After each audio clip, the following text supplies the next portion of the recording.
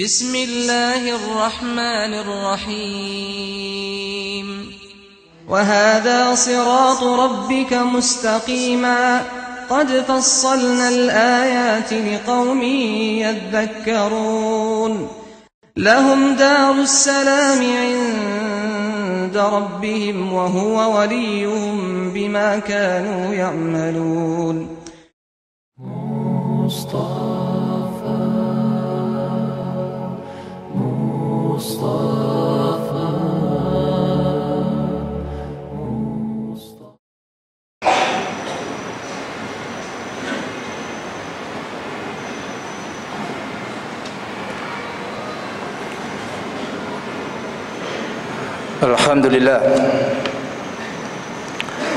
Alhamdulillahilladzi nahmaduhu wa nasta'inu wa nastaghfiruh wa natubu ilaih wa na'udzu billahi min syururi anfusina min sayyiati a'malina may yahdihillahu fala mudhillalah wa may yudlil fala hadiyalah wassalatu wassalamu ala nabiyyina wa habibina wa qudwatina Muhammadin sallallahu alaihi wasallam la nabiyya ba'da wa nashhadu an la ilaha illallah wahdahu la syarika lah wa nashhadu anna Muhammadan abduhu wa rasuluhu sallallahu alaihi wasallam usikum nafsi wa taqallah faqad fazal muttaqun qala Allah azza wa jalla fil Qur'anil Karim ya ayyuhalladzina amanu taqullaha haqqa tuqatih wa la tamutunna illa wa antum muslimun Ma'asyiral muslimin rahimakumullah. Sidang jamaah Jumat yang mulia, salah satu amanah dalam agama kita di dalam membuktikan kehidupan sebagai seorang muslim adalah mewujudkan persaudaraan di kehidupan nyata di dunia ini. Perjuangan besar hari ini adalah bagaimana membangun persaudaraan di tengah bermacam tantangan yang berat. Tantangan baik dari dunia global yang begitu cepat, arus informasi yang bertebar dalam waktu 1 detik, ataupun dalam internal strata struktur masyarakat yang paling terkecil dalam keluarga dan rumah tangga. Allah Subhanahu wa taala mengatakan dalam surat Al-Hujurat, a'udzubillahi minasyaitonirrajim, innamal mu'minuna ikhwatun faslihu baina akhawaykum wattaqullaha la'allakum turhamun. Dalam ayat ini Allah dengan jelas dan sering kita pahami dengan jelas juga memerintahkan kita wajib bersaudara, bukan sunat, wajib bersaudara. Dan itu jelas didukung dengan ayat lain dalam surat Ali Imran ayat 105, wa'tasimu bihablillahi jami'an wa la tafarraqu wadhkuru ni'matallahi 'alaikum id kuntum a'daan fa'alafa baina qulubikum fasbahtum min ni'matihi ikhwana. Dalam ayat ini, ayat yang pertama Allah mengatakan innamal mu'minun, innama ini para ahli tafsir mengatakan adatul hasar, artinya hanyalah yang termasuk beriman, jadi hanya dibatasi. Jadi kita tidak akan bisa masuk komunitas yang beriman. Innamal mu'minuna ikhwatun, yang dinamakan mau beriman adalah yang mau menjaga persaudaraannya. Jadi berarti ada perjuangan besar dalam menjaga persaudaraan, bukan hal yang mudah dan murah. Mungkin perjuangan seumur hidup, karena di sana nanti banyak onak dan durinya, banyak tantangan yang besar. Malah dalam hadis Muslim, Rasulullah SAW menjelaskan dalam kitab tafsir Ibnu Katsir dan yang lainnya, Jarir Tabari dan lain. Hadis ini diriwayatkan oleh Imam Muslim, kata Rasulullah SAW, inna syaitan qad ya'isa ya'buduhul musalluna fi jaziratil Arab walakinna tahrisha fima bainahum. Sesungguhnya kata Rasulullah SAW, syaitan telah merasa putus asa untuk kembali membuat para manusia terutama di Jazirah Arab menyembah dalam bentuk ibadah ritual langsung pada syaitan. Jelas di dalam sebelum kedatangan dakwah Rasulullah SAW, syaitan sangat sukses sehingga di Ka'bah ada 360 patung yang semua adalah merupakan dorongan daripada bisikan syaitan, min waswasil khannas, kejaratan wiswas. Tapi wiswas atau bisikan-bisikan syaitan ini enggak akan pernah pudar. Mungkin menyembah langsung para patung dan musyrik, kegiatan musyrik yang langsung seperti itu. Kata Rasulullah SAW, syaitan telah putus asa di Jazirah Arab dan termasuk tentunya penjuru dunia yang lain. Kalau di Arab hapus, berarti di negeri lain juga bisa hapus. Al-Arabu asyadu kufran wa nifaqa. Kenapa itu standarnya? Ternyata di bumi ini ada dua kutub yang sangat antagonis. Orang Arab ini, para nabi lahir di Arab, Palestina, Jazirah Syam, dan lainnya. Disitulah para nabi berkumpul sejak dari Nabi Adam turun dengan Siti Hawa juga bertemu di sana. Jadi kita harus legowo mengatakan ada kelebihan mereka. Kalau kita tidak akui, sama saja kita tidak mengakui apa yang telah Allah tetapkan di muka bumi ini. Tidak ada satupun nabi diturunkan di negeri kita atau di Asia, nabi dan rasul. Para jemaah yang berbahagia, mereka punya kapasitas yang berbeda. Kata Allah, al-Arabu asyadu kufran wa nifaqa. Kalau mereka kafir, sangat keras kafirnya. Yang kita lihat Abu Jahal, Abu Lahab, itu paman-pamannya Nabi SAW. Bahkan orang yang baik hati seperti Abu Talib, sampai meninggal pun sayangnya belum sempat masuk Islam. Tapi giliran dia menjadi seorang mukmin luar biasa. Seperti Umar mengatakan, imannya satu orang Abu Bakar tidak sampai semua iman umat manusia ditimbang sepertiganya Abu Bakar. Maka ajarkanlah anak kita mempelajari sejarah hidup Abu Bakar, Umar, Utsman, karena itu menambah iman. Iqra'u turjuman rijal fa innahu yuzakin nufus, kata Abu Hanifah. Ajarkanlah pada anak-anakmu membaca sejarah hidup para ulama, terutama para sahabat, karena membersihkan hati yang sering kotor, terutama kotor dalam membangun persaudaraan para jemaah. Apa kata Nabi SAW? Setan memang sudah putus asa untuk disembah di negeri atau Jazirah Arab, tapi setan tidak akan putus asa sampai hari kiamat membuat perseteruan di antara hati kaum muslimin. Ini senjata yang paling berat kita hadapi hari ini. Bagaimana kita bisa tetap menatap persaudaraan tetap nomor satu, apapun kejadian dan peristiwa, apapun masalah dan permasalahan rumah tangga, masyarakat, berbangsa, kita jangan pernah menyerah. Karena sasaran kita bukan cuma dunia ini saja, tapi sampai innamal hayatu hayatul akhirah. Ulama sampai menegaskan kehidupan yang sejati cuma kehidupan akhirat. Innama hadhil hayatu dunya laibun wa lahun. Allah mengatakan kehidupan dunia yang kamu perjuangkan ini cuma jembatan permainan malahan. Laibun wa lahun. Lahun itu seperti sandiwara saja. Kita yang sudah usia lanjut 60, 70 merasa usia remaja baru kemarin sore. Begitulah cepatnya kehidupan dunia. Jadi kita jangan larut dengan satu dua peristiwa di dunia ini, tapi kita perjuangkan kehidupan sejati menuju kemenangan akhirat. Ini yang paling penting. Dan salah satu panji-panji menuju akhirat yang menang adalah bisa menjaga hati kita tetap bersaudara sama kaum muslimin. Para jemaah yang berbahagia, makanya ada banyak hal dalam khutbah pendek ini yang bisa, atau ada beberapa hal yang bisa kita ingatkan dalam menjaga kembali tali persaudaraan. Yang pertama, landasan utama persaudaraan adalah Al-Quran dan Sunnah Nabi. Jangan kita kehilangan pegangan. Jangan kita mentang-mentang sekarang ini alam terbuka, semua filosofi kehidupan masuk, baik Konfusi, baik dalam bentuk ajaran agama yang lain, dalam filsafat bebas modern yang lainnya, bahkan pemikiran demokrasi pun banyak hal-hal yang perlu diluruskan secara Islam. Karena landasan kita berukhuwah dalam Islam adalah Al-Quran dan Sunnah. Wa'tasimu bihablillahi jami'an wa la tafarraqu. Artinya, kalau benar menurut Allah, kita ikuti. Kalau salah menurut Allah dan Rasulnya, kita tinggalkan. Sederhana seperti itu. Tapi Allah dan Rasul sudah mewanti-wanti, perjuangannya adalah menghadapi bisikan setan dalam diri kita. Maukah kita mengikutinya seperti itu? Yang pertama itu. Dan yang kedua, prinsip dasar dalam Islam. Yang pertama dalam berukhuwah, jelas. Yang kedua prinsipnya tegakkan yang hak. Al-haqqu min rabbika fala takunanna minal mumtarin, kata Allah. Tetap dalam hidup ini sepahit apapun, yang hak-hak, yang salah-salah, yang benar-benar. Jangan kita melihat yang salah teman kita bela, yang benar lawan kita picingkan mata dan tidak mau mengakui. Itu makanya dalam Al-Quran Dalam surat yang lain Allah Subhanahu wa taala Allah mengatakan ya ayyuhalladzina amanu kunu qawwamina lil qist. Kunu qawwamina lillahi syuhada bil qisti wa la yajrimannakum shana'anu qaumin alla ta'dilu. Ya'dilu. Kata Allah Subhanahu wa taala, ya ayyuhalladzina amanu kunu qawwamina lillah.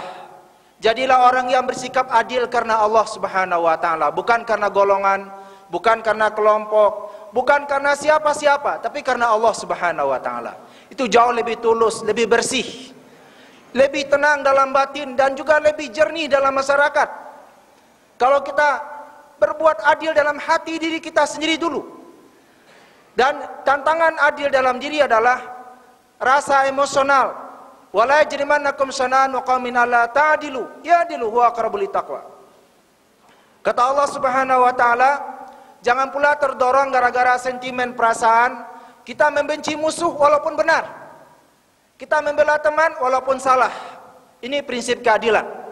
Makanya Nabi SAW menegaskan, waktu satu kali sekelompok orang berbisik-bisik, ternyata dia minta Usamah bin Zaid berbicara pada Rasulullah SAW, karena ada satu orang perempuan terhormat, bangsawan di masa Nabi mencuri.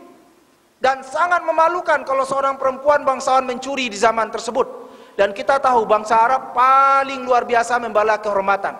Sehingga pernah ada satu perang, 40 tahun terjadi perang tersebut gara-gara seekor kuda. Ada tamunya datang, kemudian tamu ini naik ke rumahnya. Ternyata sementara dia berbincang, kudanya dibunuh dan disembelih oleh orang lain.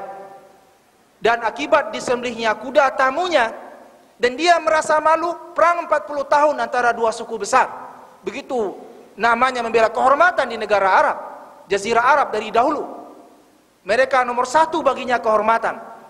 Namun Nabi SAW, apa yang terjadi waktu orang bangsawan mencuri dan harus dihukum.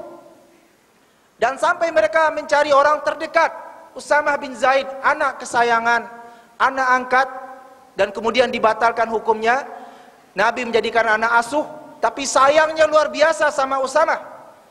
Sehingga dikatakan Zaid, bapaknya Usamah, kalau datang, Nabi pun kadang-kadang gak sempat bergegas pakai baju, langsung menyambut saking senangnya. Begitu sayangnya. Dan dimintalah dia melobi, bahasa sekarangnya. Dan dilobi oleh dia. Dan Nabi merah padam mukanya dan marah. Dia kumpulkan kaum muslimin. Dan terkenalah ucapannya, "Lau anna Fatimah sarakat laqata'tu yadaha." Kalau seandainya Fatimah yang mencuri, saya langsung yang potong tangannya. Begitu menegakkan keadilan. Dan juga bagaimana Umar bin Khattab mendengar sebuah peristiwa di Mesir. Amr bin As, anaknya lomba pacu kuda dengan orang lain dan kalah. Orang itu dia pukul. Dan dia anak gubernur, tidak ada yang berani melawan. Dan kedengaran oleh Umar bin Khattab, dia panggil ke ibu kota Madinah. Dan di sana dia tanya, apa peristiwa yang terjadi? Setelah dijelaskan, orang yang dipukul katanya ke sini. Dan Amr bin As, Anda berdiri di samping. Katanya, pukul dia keras seperti Anda merasakan pukulan dia di hadapan gubernur bapak kandungnya. Dan dipukul oleh dia. Dan itulah qisas dalam Islam. Dan kita tahu qisas itu tidak selalu dalam hukum bunuh dengan membunuh, tapi pukulan dengan pukulan juga. Itulah keadilan. Anak seorang gubernur pun dipukul di hadapan ayahnya gara-gara dia bertindak salah sama orang lain. Para jamaah yang berbahagia, begitulah Islam mengajarkan ukhuwah, tapi dalam hukuman tidak boleh ada rumors. Tidak boleh ada menyebarkan isu-isu di tengah-tengah grassroots, masyarakat bawah. Kalau hukum, hukum. Selesai di sana. Tapi yang jadi penyakit umat ini suka bergunjing, suka berbisik-bisik. Makanya Allah Subhanahu wa taala melengkapi dengan aturan-aturan syar'i yang lainnya. Kalau seandainya salah, hukum dengan tegas, seadil-adilnya. Dan tegakkan hukum. Dan itulah yang terjadi pada seorang sahabat. Waktu dia berbuat zina dan dia akhirnya dihukum rajam. Kita tahu hukum rajam dilempar pakai batu sampai meninggal. Dan waktu pelaksanaan hukum rajam dilaksanakan, saking yang menghukumnya bersemangat sampai mencaci yang dihukum. Katanya, celaka kamu. Kata Rasulullah SAW, "La, jangan ada komentar dari mulutmu. Hukum saja. Karena katanya si fulan ini sudah bertobat. Kalau tobatnya wuzian, dibagi pada 70 pendosa besar di kota Madinah, 70 orang diampuni oleh Allah Subhanahu wa taala. Begitu pula orang yang berdosa kalau bertobat. Makanya hukuman berhenti sampai di sana. Jangan kita membuat dosa yang baru, karena penyakit yang besar adalah suka bergunjing dan bergosip. Apalagi media sosial hari ini membantu kita bergunjing dengan semena-mena. Inna sama wal basara wal fuada kullu ulaika kana anhu mas'ula. Sama pendengaran, basara penglihatan, wal fuada hati nurani kita, semua akan ditanya di hadapan Allah Subhanahu wa taala. Begitu kebenaran menurut Islam. Makanya kalau ada yang salah, pastikan salah dan hukum. Tapi kita jangan jadi masyarakat yang bertindak seperti orang-orang yang kufar pada Allah Subhanahu wa taala, sehingga menjadi masyarakat yang kacau. Yang pertama, Allah Subhanahu wa taala membekali kita menjadi masyarakat tidak suka ejek mengejek. La yaskhar qaumun min qaumin sayakunu khairan minhum. Jangan kita suka olok mengolok. Barangkali saudara kita hari ini salah, hukum dia. Tapi dia bertobat, barangkali besok lebih baik daripada kita. Makanya jangan ejek mengejek. Salah, hukum. Malah dalam Islam kalau mencuri potong tangannya. Tapi setelah itu kita kembali melihat konsep yang benar berhidup bermasyarakat dalam Islam adalah hukuman adalah satu hal, tapi dalam menjaga pribadi dan akhlak adalah hal yang jauh lebih penting lagi. Sehingga Allah Subhanahu wa taala menggariskan dalam prinsip yang ketiga, menanggapi sebuah berita selalu berhati-hati. In ja'akum fasiqun binaba'in fatabayyanu an tusibu qauman bijahalatin fatusbihu ala ma fa'altum nadimin. Kalau datang seorang yang fasik membawa berita yang negatif tentang saudara kita, fatabayyanu. Ini sering kita dengar tapi sangat sulit dilaksanakan. Kita lebih senang mengomentari orang lain sebelum bertanya, dan bertanya lebih jauh. Kalau ada orang fasik datang bawa berita yang negatif tentang saudara kita, tetangga kita, saudara kita satu kota wisata ataupun satu masyarakat, fatabayyanu. Tanya kepada orangnya langsung. Tabayyun kepada orang yang berwenang, yang berhak, yang berkewajiban. Antusibu qauman bijahalatin, supaya kamu tidak menimpakan musibah pada saudara sendiri. Fatusbihu ala ma fa'altum nadimin. Setelah itu kalian menyesal, setelah belakangan hari baru ketahuan kebenarannya. Jadi yang ketiga adalah sabar. Sabar dalam menyikapi hal-hal yang tidak sesuai dengan perasaan kita. Dan ini adalah bagian daripada bersaudara. Supaya kita bersaudara tetap utuh menjadi persaudaraan Islam yang indah dan mulia. Karena dalam Islam, setiap kita memecah belah umat ini akan mempercepat kehancurannya. Wa antasimu bihablillahi jami'an wa la tafarraqu wazkuru ni'matallahi 'alaikum. Lihatlah kata Allah dan ingatlah nikmat yang besar. Umat Islam adalah masyarakat yang kecil di kota Madinah. Bayangkan 10.000 orang menyerang, cuma disambut oleh beberapa ribu. Itu mengerahkan anak kecil sampai perempuan ikut terlibat. Saking kecilnya kota Madinah, tapi getarannya, pengaruhnya sampai ke Romawi, sampai ke Persia. Padahal kota Madinah kecil karena kekuatan ukhuwah di kota Madinah. Dan kita tahu kota Madinah itu sekarang cuma sebesar Masjid Nabawi. Cuma sebesar itu kota Madinah, tapi sangat disegani seluruh dunia di waktu itu. Kenapa? Karena ukhuwah yang besar. Makanya Allah mengatakan wazkuru ni'matallahi 'alaikum. Ingatlah nikmat Allah yang datang setelah Islam, setelah beriman, menjadi masyarakat yang berukhuwah, yang kuat dan kokoh. Iz kuntum adaan fa'alafa baina qulubikum. Kamu saling bermusuhan sebelumnya, lalu dilunakkan hati saling santun, saling menyayangi. Ini yang hilang kadang-kadang. Kita sampai lupa menyapa saudara kita dengan hati kasih sayang. Bahkan menegur yang salah pun dengan hati kasih sayang. Jangan karena benci, tapi karena ingin menyelamatkan dia, ingin menyayangi dia. Kadang-kadang ada pula yang salah, ingin menegakkan Al-Quran dan Sunnah, tapi dengan penuh amarah, penuh emosi. Akhirnya terjadi percekcokan, terjadi permusuhan. Jadi yang keempat adalah menata dengan baik adab, etika dalam berbeda pendapat.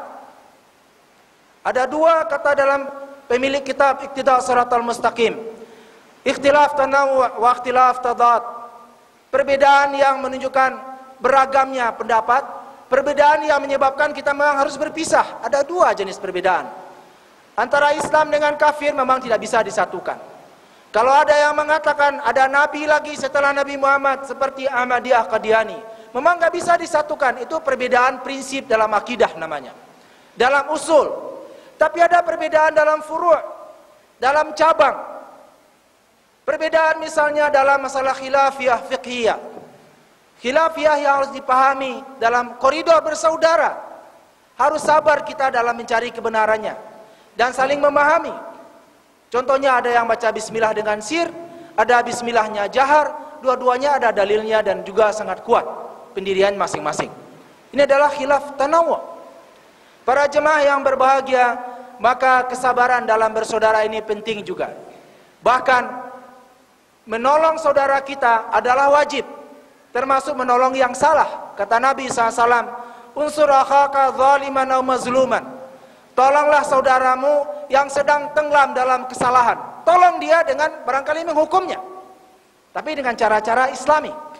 Tegakkan hukum adil, tapi setelah itu selesai. Para jemaah, Allah menginginkan sebanyak mungkin yang selamat menuju surga. Dan Nabi selalu menginginkan begitu. Ada orang yang bersalah mau bertaubat, sehingga di ujung akhirnya husnul khatimah. Itu tujuan akhirnya. Makanya kewajiban bersaudara ini, hati nurani kita di waktu menegur pun dengan kasih sayang. Unsur akhaka zaliman aw mazluman. Lihat hadisnya mengatakan, kalimatnya adalah tolonglah saudaramu, bukan hantamlah saudaramu, bukan. Hancurkan, bukan. Musuhi, bukan juga. Tapi unsur akhaka zaliman aw mazluman. Tolong saudaramu yang sedang berbuat zalim ataupun sedang dizalimi. Artinya kalau dia salah tetap kita bantu meluruskan, tapi dengan rasa ingin menolong karena kita bersaudara. Makanya dalam Al-Quran Allah menyebutkan ayat wa'mur ahlaka bis salati wastabir 'alaiha wa yufidul jama'. Yufidul jama'. Kenapa Allah sebut kalimat wa? Apa arti ayat tadi? Wa'mur ahlaka bis salati. Suruhlah keluargamu salat. Wa, dan waktu menyuruhnya pastikan jiwa kita, mental kita wastabir 'alaiha, sabar, kesabaran yang luas. Hari ini berubah sedikit, alhamdulillah. Mungkin hari ini enggak berubah atau enggak ada respon. Kita salamin melengos. Apa langsung pasang kuda-kuda, kan? Lalu kemudian ubun-ubun dah naik darah sampai ke sini. Tidak juga. Kita salamin, kewajiban kita bersaudara. Dia tidak jawab, kewajiban kita juga bersabar. Jadi dua, jadi nggak ada yang masalah. Semuanya pahala. Kita salamin, assalamualaikum, nggak dijawab, melengos, nggak apa-apa. Dapat pahala kedua, pahala sabar. Sehingga ada seorang sahabat bertanya, ya Rasulullah, saya punya saudara, saya baikin sama dia, dibalas jahat. Disalamin, enggak dibalas. Lebih baik saya berhenti atau enggak ya Rasulullah? Karena hati ini lama-lama sakit juga. Kata Rasulullah SAW, senantiasa Allah menuliskan pahala bagimu dan baginya dosanya. Jadi kita dapat pahala terus. Ini namanya meletakkan koridor persaudaraan di atas jalan yang hak. Kita jangan berjalan sesuai dengan logika kita saja, atau mengambil prinsip dari orang-orang lain, sehingga akhirnya kita salah dalam menerapkan makna persaudaraan. Sehingga ada yang mudah mengkafirkan orang lain, ada yang mudah menghancurkan saudara sendiri. Dalam Islam ada koridor persaudaraan yang harus kita jaga. Malah dalam menyampaikan kebenaran sekalipun Allah menyuruh kesabaran diperkuat. Karena dikala itulah pahalanya 2 kali lipat. Faham tabiru ya ulil absar la'allakum tuflihun.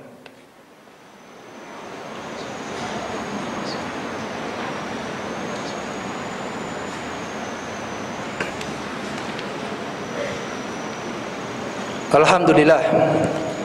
Alhamdulillahilladzi nahmaduhu wa nasta'inuhu wa nastaghfiruhu wa natubu ilaih. Wa nashhadu an la ilaha illallah wahdahu la syarikalah. Wa nashhadu anna Muhammadan abduhu wa rasuluh sallallahu alaihi wasallam ala nabiy abadah. Usikum wa nafsi bi taqwallah faqad fazal muttaqun. Qala Allah azza wa jalla fil Qur'anil Karim, ya ayyuhalladzina amanu taqullaha haqqa tuqatih wa la tamutunna illa wa antum muslimun. Para jemaah sidang Jumat yang mulia, kita mulai menanamkan persaudaraan orang yang terdekat. karib kerabat, keluarga-keluarga yang terdekat.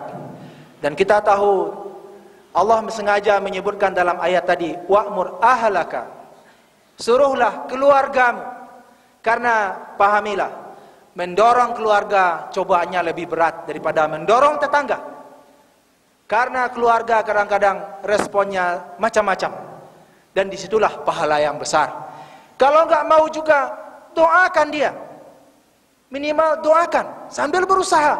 Buka terus pintu hati kita dalam bersaudara. Doakan. Lihat Nabi SAW mendoakan pamannya. Bahkan udah jelas pamannya Abu Talib nggak masuk Islam. Wallahi ya ami, demi Allah ya paman, saya akan mendoakan engkau setelah meninggal juga.